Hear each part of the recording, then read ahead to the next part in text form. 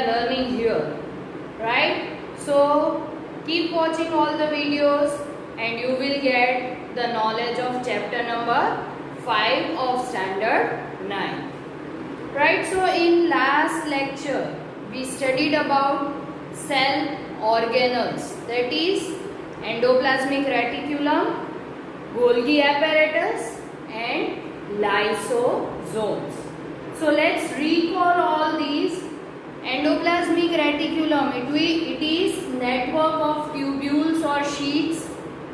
Okay, there are two types of endoplasmic reticulum, that is rough endoplasmic reticulum and smooth endoplasmic reticulum.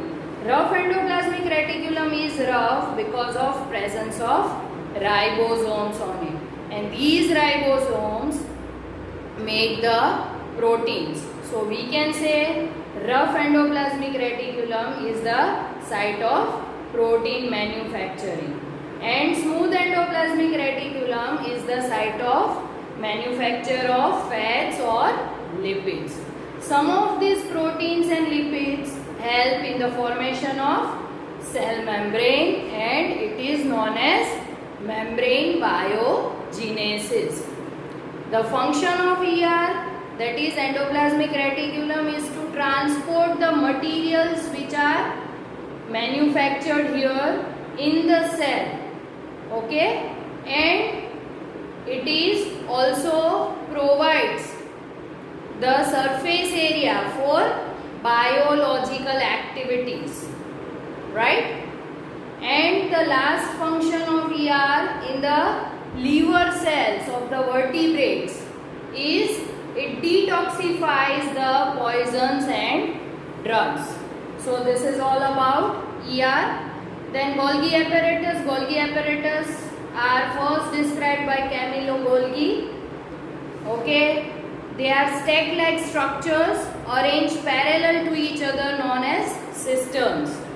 The main function of Golgi apparatus is to package and dispatch the material which are produced in ER. It also modifies, stores and packages the materials inside and outside the cell. Some of the simple sugars are used to make the complex sugars in Golgi apparatus. Even Golgi apparatus are also involved in the formation of lysosomes. Okay. Then we studied about lysosomes. Lysosomes are known as suicide bags because it contains the digestive enzymes. This digestive enzyme are very strong and they can digest all the inorganic material. Whenever any foreign body or food particle enters in the cell, okay, it get digested through the digestive enzymes which are there in the lysosomes. Okay, and even when the cell gets damaged, this lysosome bursts and all the enzyme will digest the cell itself. So it is known as suicide bags. So till here we have learned in our last lecture. Now let's move towards our fourth cell organelle, that is mitochondria. Mitochondria are also known as powerhouse of the cell. See, powerhouse. As we know, powerhouse means the place from where we get power. Means here in the cell, mitochondria is the powerhouse of the cell. That is, the cell gets energy from mitochondria. Okay, as I told you that each of the organelle is membrane bound. Same mitochondria is also membrane bound organelle. Okay, it has two membranes. Outer membrane is porous. Porous means having holes in it, and inner membrane is deeply folded. Why deeply folded? Because this folds increase the surface area for ATP generating chemical reactions. Means when the chemical reactions have to take place, these folds increase and surface area to the chemical reactions, right? Now, what is this ATP? ATP is nothing but energy currency of the cell. As I told you, mitochondria is known as powerhouse of the cell. Here in the powerhouse, energy is produced, and energy is in the form of ATP. The full form of ATP is adenosine triphosphate. Very important, you must have to remember, right? So adenosine triphosphate, it is the full form of ATP. Okay, so ATP is used by all the cell organelles, is used by all the cells in our body to do various activities as well as for mechanical work, right? So for all these work, our body, our cells need energy, and this energy is in the form of ATP, and it is stored in the mitochondria. So whenever the cell requires the energy, the mitochondria gives energy in the form of ATP, that is adenosine triphosphate. Mitochondria are strange organelles, means they are unique organelles. How they are unique organelles? Because they have their own DNA and ribosomes.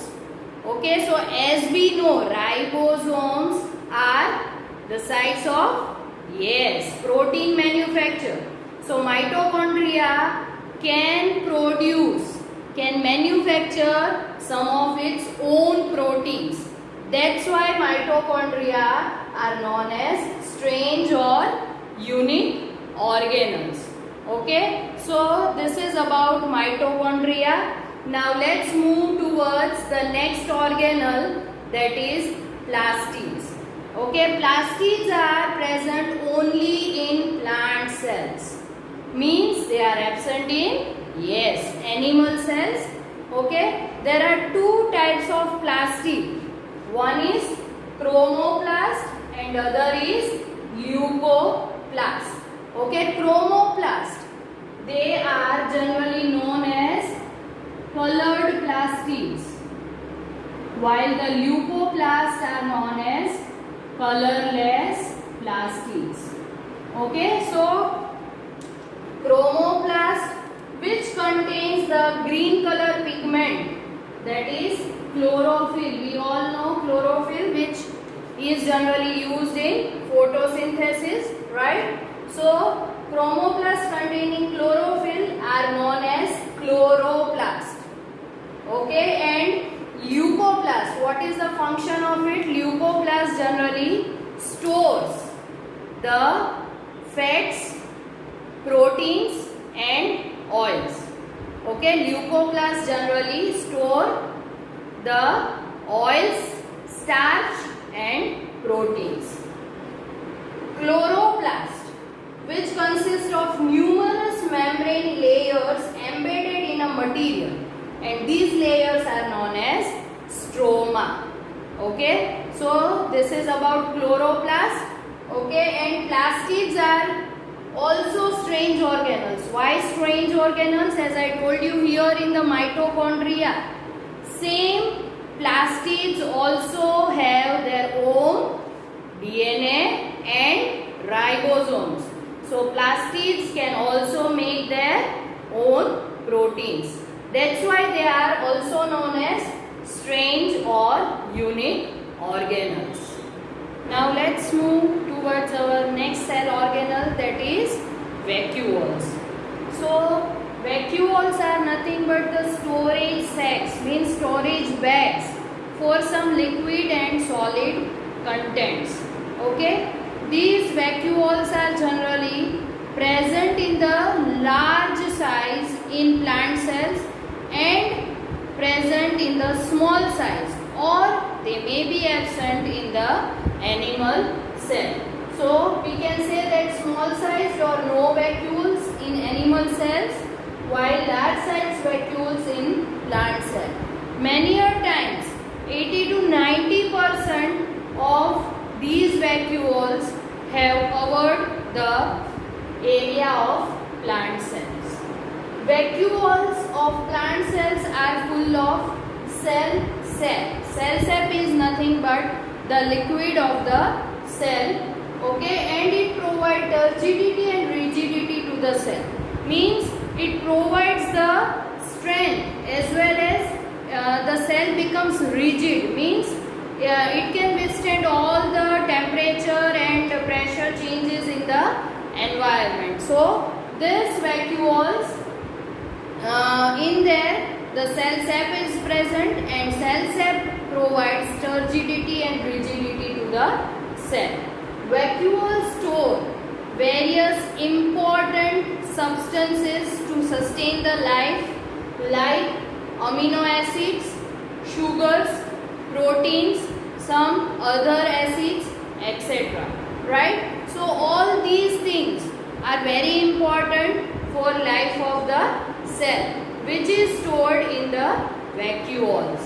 Then in some unicellular organisms, the vacuoles play an important role, okay, for two things.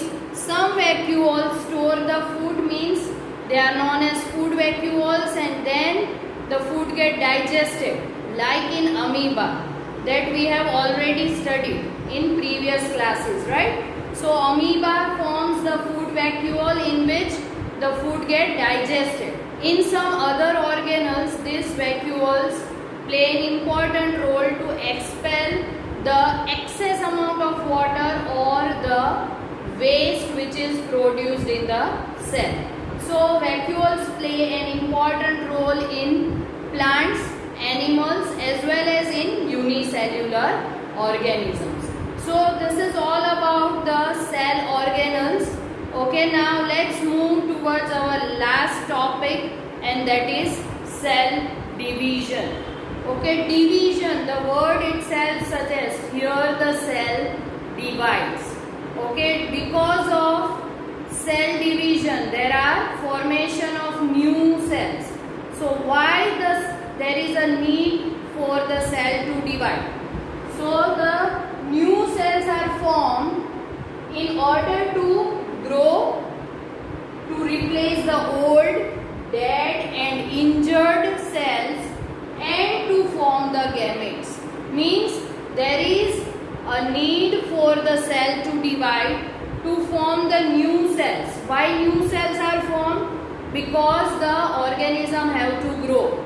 Then the organism have to replace the old one or dead cells or injured cells. So in the place of this dead, injured or old cells, new cells will come, and it also divide to form the gametes. Gametes means we know that in male there is a sperm and in female there is an ovum. So they are known as gametes, right? So the process by which new cells are made is called cell division. So in our body there are two types of cell division. Okay, one is mitosis and other is meiosis. Okay, let's see one by one. Mitosis. This division is mainly done, okay, for growth. Okay, for the growth of an organism, the cell divides, means the new cells are formed continuously, okay, for the growth of an organism. As we were small, okay, then we become large, or we grow in height, in weight. Okay, so this is because of mitosis. Here the mother cell means the cell which divides. It is known as the mother cell. Mother cell divides to form two daughter cells. Two daughter cells means from one cell there will be formation of two cells, right? So mother cells divide to form two daughter cells. Here daughter cells doesn't mean the gender daughter, right? Daughter cells means the new cells which are formed, right? So these two daughter cells are formed. The daughter cells have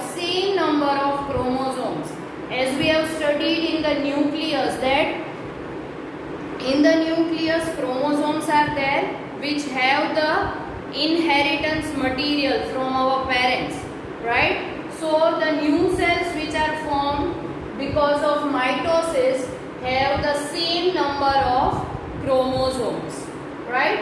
Then the other next type of cell division is meiosis. Here the cells of reproductive organs divide to form gametes, means to produce the ovum and sperm. This type of cell division, that is meiosis, occurs.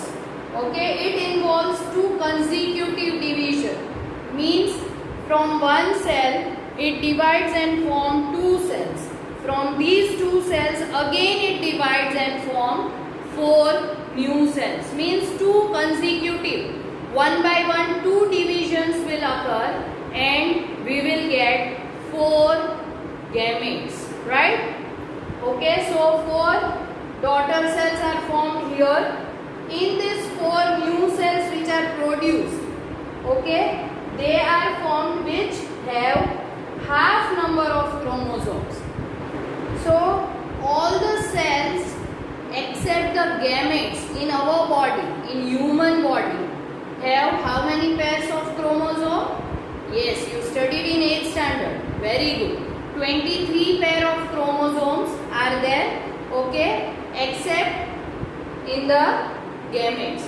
So gametes have half number of chromosomes, means only 23 chromosomes are there in gametes. So here 4 new cells which are formed have half number of chromosomes. So the main difference between mitosis and meiosis is mitosis from one cell 2 daughter cells are formed. In meiosis from one cell 4 new cells are formed. Mitosis is for growth and meiosis is for formation of gametes. And in mitosis the number of chromosomes are same as the mother cell, and in meiosis the number of chromosomes are half than the mother cell. So here we are finishing our chapter number 5, the fundamental unit of life, that is a cell, right? Now in the next lecture we are going to study about chapter number 6. The name of the chapter is tissue. So please read the chapter. At least you can read the introduction, right? Till that, be at home, be safe.